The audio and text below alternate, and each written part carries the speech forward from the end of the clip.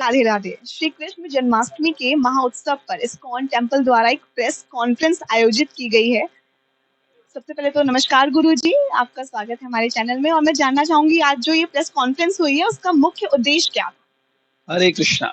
मैं अपरिमेय श्यामदास, अध्यक्ष इस्कॉन लखनऊ, इस उद्देश्य को बता रहा हूँ प्रेस कॉन्फ्रेंस का कि आप सबके माध्यम से मैं लखनऊ और उत्तर प्रदेश के समस्त भक्तों को आमंत्रित कर रहा हूँ कि आप लोग जब कभी लखनऊ आए, वैसे तो जन्माष्टमी पर आए, लेकिन जब आप आए तो Sushant gold city Sultanpur road पर भगवान का दर्शन करने के लिए आए।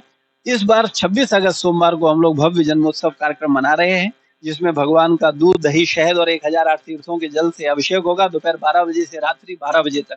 इसके अलावा सांस्कृतिक कार्यक्रम है जो पद्मश्री मालिनी अवस्थी जी द्वारा किए जा रहे हैं। इसके अलावा फूल बंगला है, भगवान का सुंदर रेस है, दही हांडी का कार्यक्रम है। अगले दिन हमारे संस्था के संस्थापकाचार्य प्रभुपाद जी का प्राकट्य दिवस है, तो उसको भी हर्षोल्लास के साथ मनाएंगे। नंद उत्सव है, तो आप सबके लिए भोजन प्रसाद की व्यवस्था है। आइए, दर्शन लीजिए, प्रसाद लीजिए और भगवान का आशीर्वाद लेके आनंद करिए। सर एक सवाल मैं ये पूछना चाहूंगी कि बांग्लादेश में अभी जो इस्कॉन टेम्पल तोड़ा गया है उसको लेके आप क्या कहना चाहेंगे?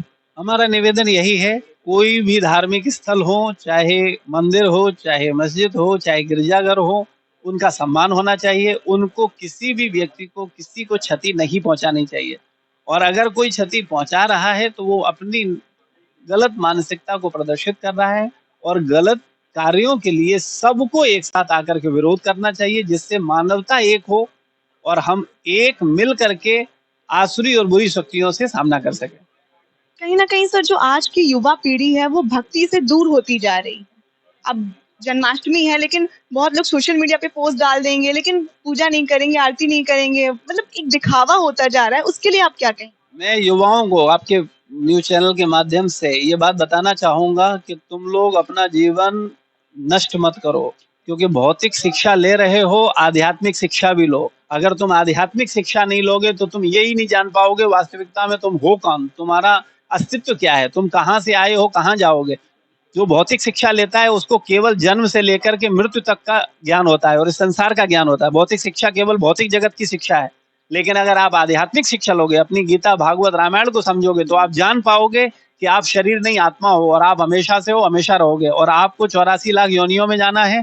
आपको इस शरीर के बाद अगले जन्म में निम्न कुल में जाना पड़ सकता है, उच्च कुल में जाना पड़ सकता है। आप धनवान परिवार में जन्म ले सकते हो, आप भिखारी घर में जन्म ले सकते हो, आप सुंदर शरीर के साथ आ सकते हो, आप कुरूप शरीर के साथ आ सकते हो, आप अच्छी बुद्धि के साथ आ सकते हो, आप मंद बुद्धि के साथ आ सकते हो।